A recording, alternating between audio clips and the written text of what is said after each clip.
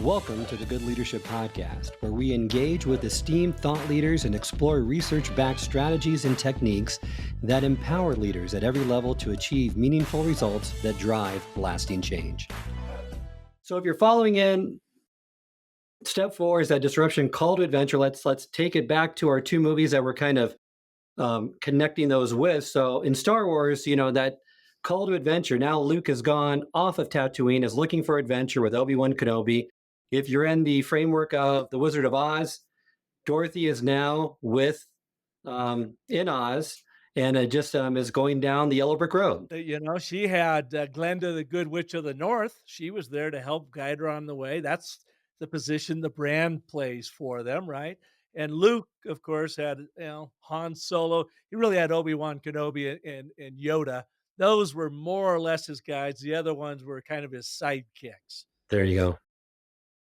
Well, now step 5, we have the call to adventure. We're on the journey. We've identified our unique value proposition. Now we look at the antagonists, which are, you categorize them into 3 categories: the villains, fog, and the crevasses. So if you could just go into those for our listeners and explain what each one does and the obstacle it poses. Yeah, I love this particular chapter because it so often gets ignored in business communications and leadership communications. So in chapter 4, where we had the inciting incident, we turned the world upside down on our audiences. Chapter 5 is where we really start amplifying that pain. This is like, okay, villains, fog, and crevasses. Villains, what are the external competitive forces that are getting in your way? It could be time, it could be money, it could be other competitors literally taking your business away. It could be, the recession or whatever. These are the physical external forces that you want to identify and leverage their energy to make your story that much more powerful because you're going to show your audience, your heroes how to overcome it. So, villains, external forces, and don't forget about the internal forces, the fear, the confusion, the trouble that's going on between the ears of your audiences because you're going to want to speak to that too. That's villains. Fog. These are the blind spots. What don't they know that they don't know about themselves, and or what don't they know that they don't know about your offering that it is your job to go in and clear up for them? And when you start speaking truths and revealing things to them, they're like, wow, I can trust you. I mean, that's what you're doing here is building trust by doing a jujitsu move on that negative energy that confronts you from these villains, the fog, and the third one, crevasses. What are the operational gaps? What are the mindset gaps that you have to overcome that we can help you bridge as being your mentor or guide? So I love this because this is where you bring a lot of juice and energy to your storytelling because you are embracing those obstacles and antagonists in your life, in your customer's life, and you're going to show them how you can help them overcome them. And some people feel like that's counterproductive. You don't want to mention the obstacles. You just want to give them solutions. But in reality, it's better to showcase these obstacles and let them know of, what they're experiencing and problems that you then solve for. Well, Christopher Lockett in that fabulous book, Play Bigger, he says, and after I showed him the ABT, he found it brilliant from a brand point of view. He says, nobody buys a solution unless they have an effing problem. He likes using the F bomb for emphasis, but that's the truth. So if you are not revealing that problem and then amplifying the pain on the problem, your solution is way less attractive to your audience. Let's go back to Andre Martin Hobbs at Prate Auto Partes. People would come in and they would say, gee, I got through this. I don't really have much money. I think I have enough for a down payment. I just want to have the freedom and dignity of getting a car again in my life. And they go, okay, wait, time out. Great. Totally understand that. But maybe the bigger problem here is you're not terrific with your finances, especially now when every penny counts. So let's embrace that. And knowledge can win over every problem, help you overcome almost every obstacle. So let's take 3 hours and take you through this financial planning course where you show us what you got, where your money's coming, what your expenses are, and we together will determine what is a prudent automobile for you to buy. Now, how is that different than most shark used car salesmen? Great, Charles. I'm going to put you in this rig right here. I'm going to hope to get 3 months worth of payments out of you. And when you stop paying in month 4 and 5, I'll just simply go and repo the thing. I'll have those payments. I'll have your down payment, and I'm going to go and sell it to someone else. Well, you're not helping anybody in that. You're helping yourself, and that's it. So if Andre did not embrace the real heart of the problem of your finances right now, because you don't have much, so you got to be especially good at it, then the rest of it would have blown up in his face. You're right. So, and it's so important to identify any great story has a villain. So, Darth Vader in Star Wars, the Wicked Witch of the East, I believe, and the Wizard of Oz. Without a great villain, without those antagonists, the story's not memorable. So then once you've identified those, then it's time to really look at the mentor, which is you, to humanize your brand with its promise, its gift, and its personality. You're so right. Real quick about that villain thing, and I couldn't help but think of Dr. Randy Olson on this, and he had a famous screenwriting coach at USC. His name was Frank Daniel, and Frank Daniel said, "Your story is only as good as your villain is bad." So, yes, that's where you wanna ratchet up the pain, because then that opens the door for your entry into the story. That's chapter 6, step 6 of Mentor or Guide. Now, notice that really, ever since we departed after the backstory of step 1, where you were trying to determine your number 1 position in the marketplace, what you do differently and more distinctively than your competition, pretty much everything else has been about your audience all the way up to this point. And now it's the time to merge the two, because you are going to introduce yourself as the Glenda Good Witch of the North, as Yoda, as, whatever metaphor you would like of that sidekick, that mentor helping someone along. This is you as the brand, as the confidant. And you want to show up here by understanding your character. So I really like to use the Jungian 12 archetypes that has you go in and kind of assess, what do you sound like? What is your tone? What is your feel? And so forth. Get that done, because that's going to influence how you communicate on your website and everywhere else.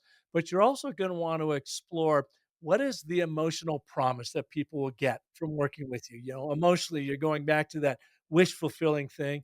And then what is that intrinsic gift? Because people don't buy what you make, they buy what you make happen in their life. So this is in chapter 6, halfway through the story cycle system, where you really do some introspection and ask yourself those hard questions. Who am I? How do I show up day in and day out in my authentic way? And how am I there to help my audience get what they want on their hero's journey? And this was a step that took us a while to really build out and develop. When we were going through it with you and looking at those 9 one-word descriptors, I like how you break them down into different categories. One's on the organizational level. We're a learning development and leadership development company. So the organization, we're a curator of learning. We're passionate about what we do, about developing leaders, making a difference in their lives, and we're a trustworthy source of that information. That was a little bit easier getting to the offerings, getting to that emotional connection of what do we want these offerings to really impart emotionally to our audience. We want them to be relevant, engaging, and impactful so that people feel like it was worth their time. They were getting something that was of value and they're able to use it to improve the outcomes of their lives. And then when you separated that, which I thought was pretty unique. I mean, having now separate outcomes. Now, what are the outcomes you want for the individuals? We identified as, confident, energized, and elevated. And it really took a while to come to these because we wanted to make sure that really captured the emotional essence of what these outcomes with IMS really wanted to impart for us. And then you talk about the emotional promise of your brand.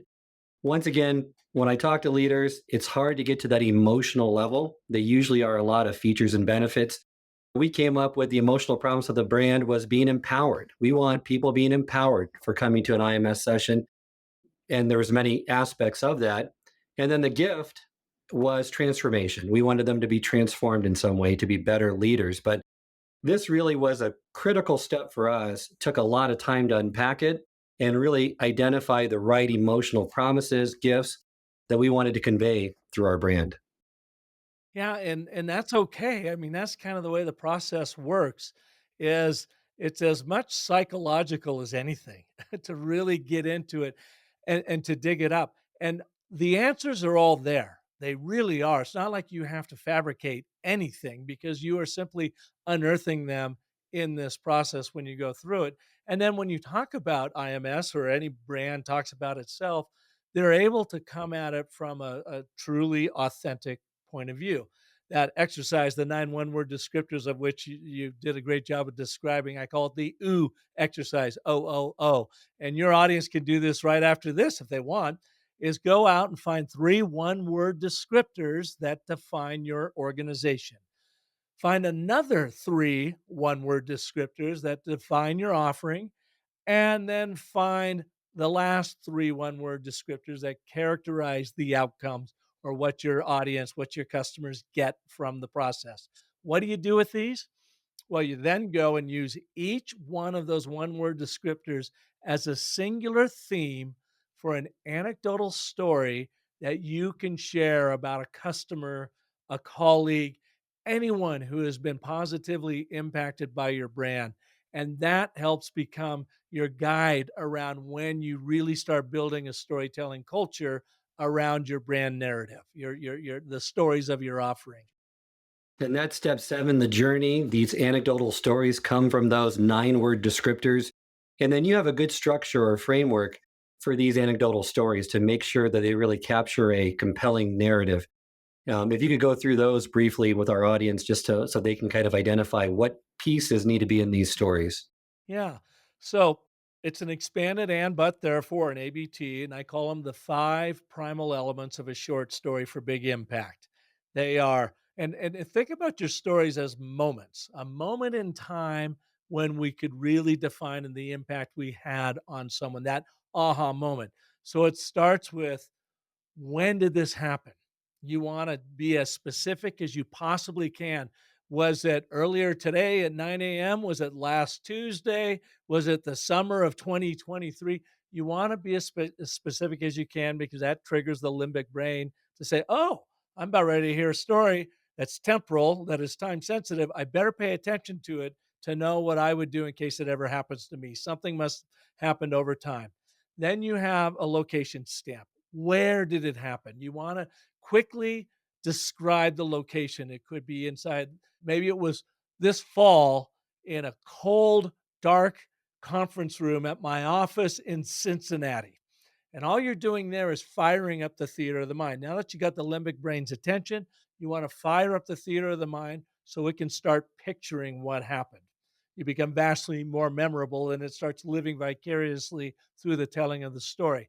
Then you introduce one character, not 2 people, not a team, not a division, not a brand, not an organization, one person that experienced all of this. Essentially, that's your and statement of agreement or act 1. Where, when did it happen? Where did it happen? To who did it happen? And what was it that they want that this happening had an impact on? Then you get into the action. This is the longest part of the story. This is the act 2 or the but. They wanted this, but then this came down, and you quickly tell that story that has this surprise outcome. They didn't realize they were going to learn this. They didn't know it could be that powerful. Whatever that is, that leads you to the final of the 5th element, and that is that aha moment that makes your business point for you. So what you've just done by sharing this anecdote is to be able to make your business point without the assertions and the opinions that your audience is going to push back on.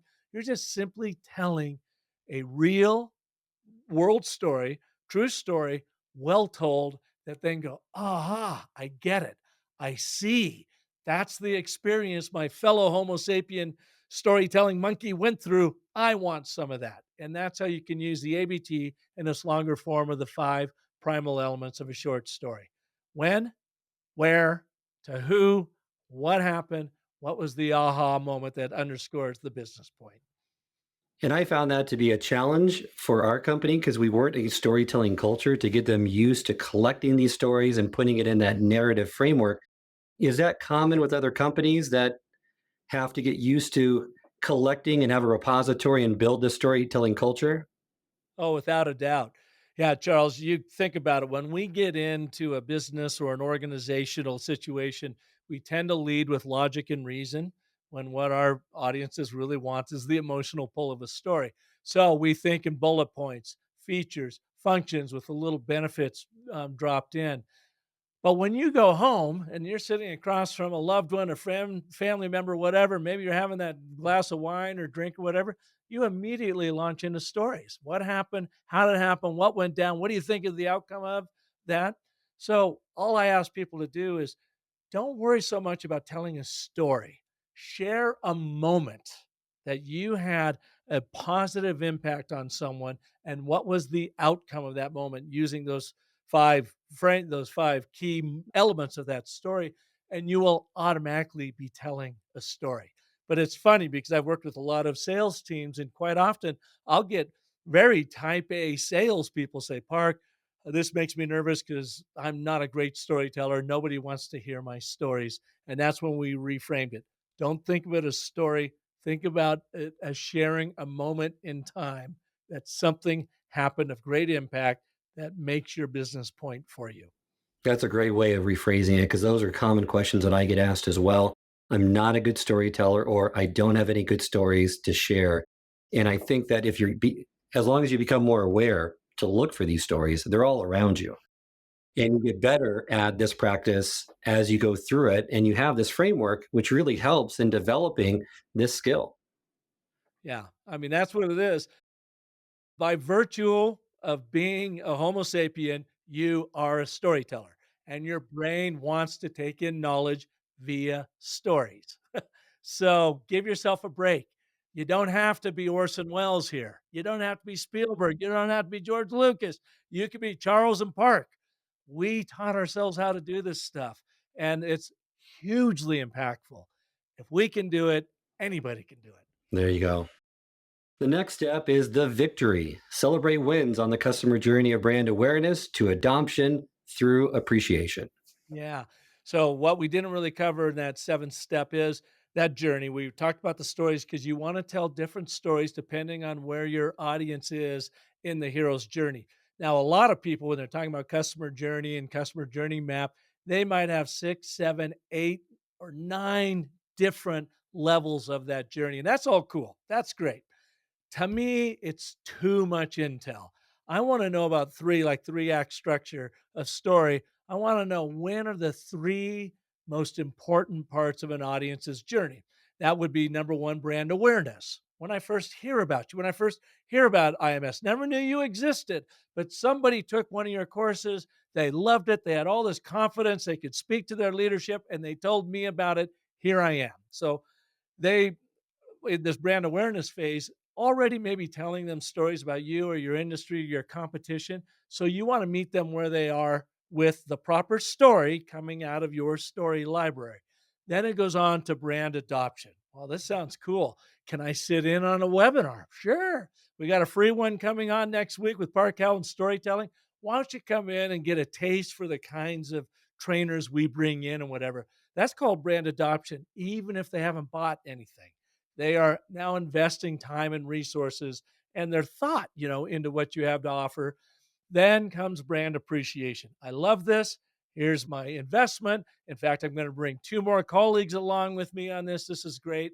And oh, by the way, I'm going to start sharing my story of the impact IMS gave me with my world, which then leads to the most powerful form of advertising there is, free word of mouth marketing.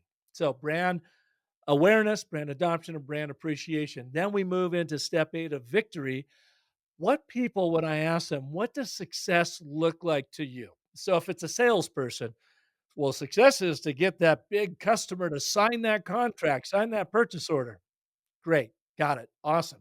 That could be 7 steps, 7 stories down the road as you get, brought up through the food chain.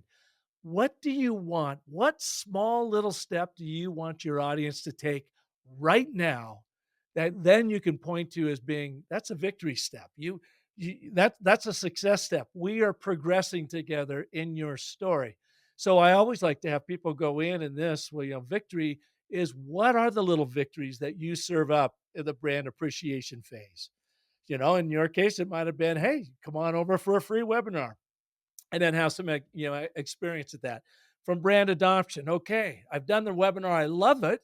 There's a little success there. Now I'm going to pay for my first round. All right, how can you dial in success metrics along that and make sure that your audience is aware of them, that they see them, that you've designed them into the process, but then you're there to celebrate them with them. And then right up to really the success metrics of brand appreciation is they keep coming back for more because they're getting tremendous value for their investment, and you are equipping them with stories that they can share with their world to show the world how more confident they are, how smart they are in that investment, and of course, which begins this virtuous cycle right back to brand awareness.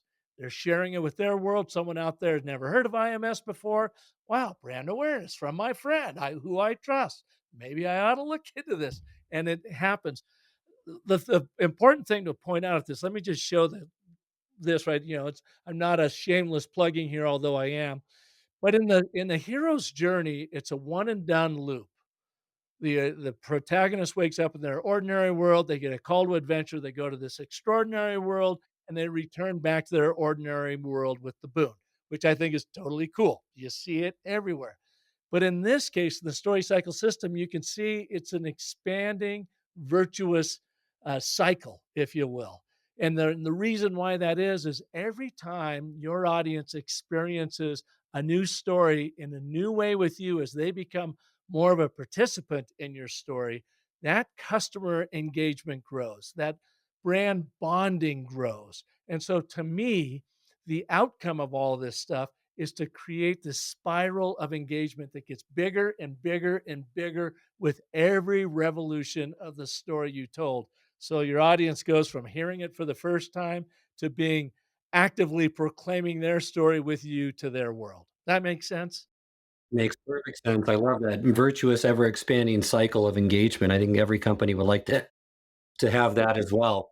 And that takes a while. It took IMS quite a while to go into that journey process, collect those stories, look at success points and metrics along the way, and celebrate. So that's once again not a step to be rushed, and spend the necessary time to develop those stories. And most importantly for us, and I think a lot of organizations have this issue as well, is that they look at it broadly, where for us, we had to focus on one individual. Let's look at the impact for one individual in these experiences, right? It makes it so much more impactful, those narratives, when you focus on one person or at least one group instead of just having a broad based story that covers the gamut of your customer base. Absolutely.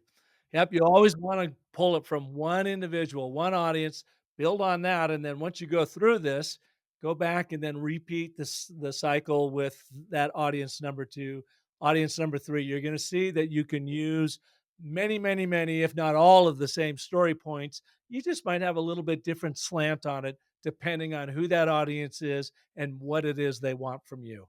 You got it.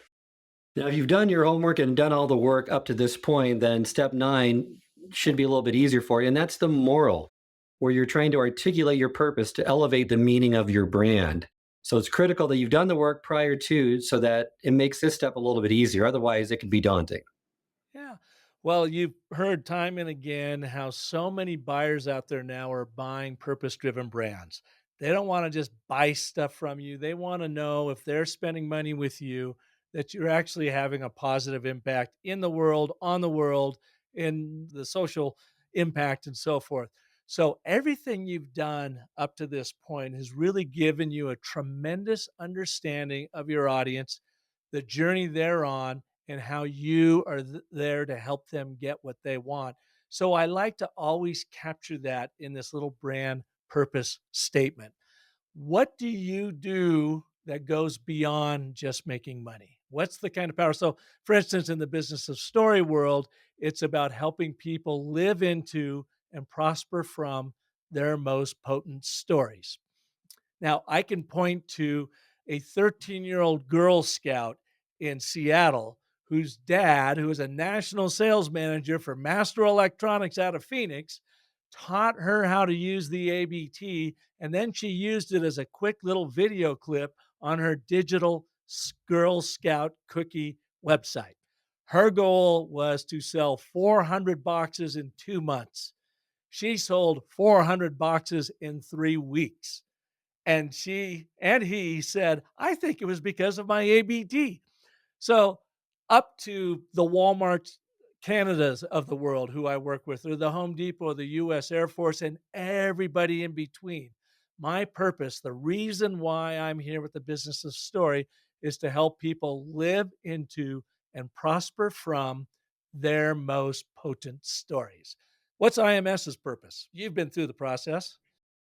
Yeah, I mean, we kind of broke it down into the why. Why do we exist? I mean, the why is measuring success beyond profit, right? It's success for leadership development companies should not solely be measured in terms of the revenue and the profit, but also by the positive changes their graduates bring into their organizations, their communities, and the world. And we exist to inspire and empower individuals to become leaders who transcend their roles and make a meaningful impact on the world because we want our purpose to extend beyond just our offerings. It's about cultivating leaders who are agents of positive change in society. Yeah, that's beautiful. There's a whole brilliant business model around doing that, but it's a bigger thing. It's not just about making money. It's about really transforming leaders so that they can have that impact in the world. So I ask anybody watching this or listening to this, as you've gone through this in your mind, can you answer that question? And when you do, how would you articulate what do you do to impact lives beyond just making money? You think about Fred Auto Parts, yeah, it's what they do. They help people get back in financial freedom, and the freedom of owning their own car and the freedom of having their own finance. By the way, you know what their gift is? It just is now occurring to me because I got a lot of these in the back of my mind. Their gift is to transport you. So kind of like what you're talking about. Let's transport you out of this tough world you're in right now into something better through the proper financing and payment of transportation. So there's a nice little depth to that story around transport that they can tell. Great. And then now getting to the final step, I want to get to that before we end today, and that's step 10, the ritual. So it's now your goal is to make your brand a significant part of your customer's life. How do you build repeat business by becoming a ritual for them? Yeah, and it kind of plays back to that, journey step of brand awareness, brand adoption. Now we're at brand appreciation. So you wanna be very cognizant in designing how you are going to share the sequel to your stories. I mean, how many Star Wars have there been? How many Rockies have there been? By the way, a great documentary, A Sly, about Sylvester Stallone. Check that out. You'll see sequel after sequel. Well, in the business world and with your story, you want to create sequels. It's that expanding spiral, right?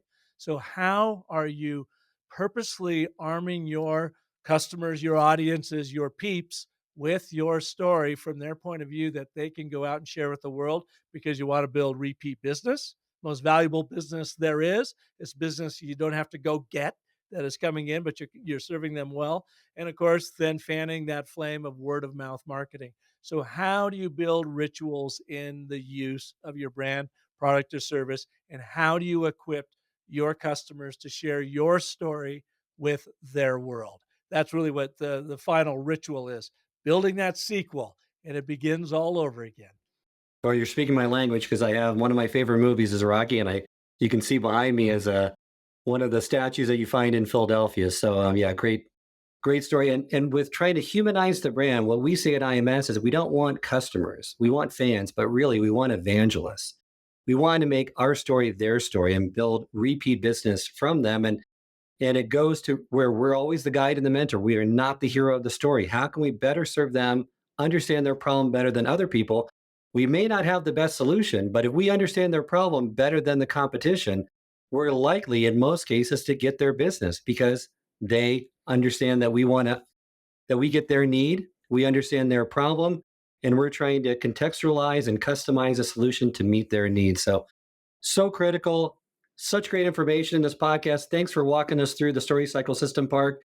I like to end each episode with a kind of a call to action. And for today, I'd love for you to kind of give our leaders listening what's one thing they could do to become better storytellers, and then maybe something for their organization to really start using this framework. Yeah, well, the first thing, as you know, I just finished reading every chapter of Brand Bewitchery on my podcast, The Business of Story. So think of it as an audiobook delivered through a podcast series, and there's no charge to you. So people could start listening to that on episode 423 at The Business of Story, and they can digest the entire book on their own time. And what I highly recommend is listen to one episode, one chapter at a time, then go and do the work on that, the exercises that I share with you. And you can start implementing this in, I don't know, next 3 or 4 weeks, actually. So that would be the best place. That's the number one thing. And you could use it for yourself. You can also use it for your organization. And of course, if you want to learn first the and, but, therefore, it's where everything begins. Well, I've got a course over at businessofstory.com/ABT. And it's just a 1 hour training. You've been through it. I know a lot of your folks have been through it. That's the beginning. That's what you build all of your story and your narrative intuition on.